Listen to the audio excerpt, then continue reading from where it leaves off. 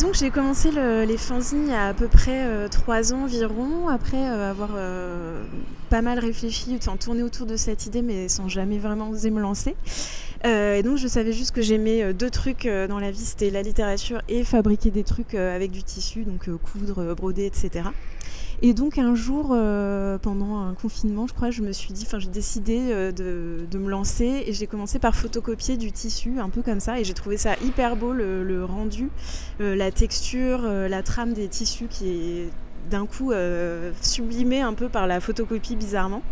Donc je me suis dit que j'allais essayer de mélanger ces 2 choses, donc le texte et le textile, et donc c'est comme ça qu'est né le premier fanzine du Balbec Book Club, où je parle en fait un peu de chefs-d'œuvre de la littérature que j'ai adoré pour donner envie de les lire en fait. Donc ça donne un petit objet qui permet de matérialiser en fait la littérature qui normalement est quelque chose d'un peu intangible, mais là du coup c'est dans un petit objet qu'on peut transmettre et que j'essaye de faire aussi, j'essaie aussi de faire en sorte que ce soit un peu rigolo.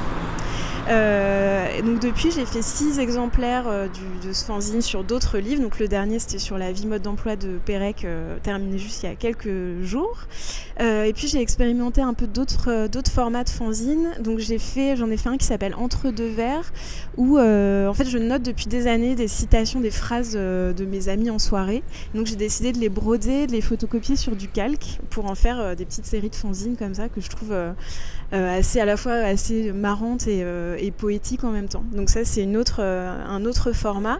Et puis je continue ces deux séries de fanzines, et puis par ailleurs j'expérimente aussi des micro-séries de poèmes ou de petits textes que j'écris. Et donc c'est un peu tout ça que j'ai voulu montrer dans la vitrine du fanzinarium.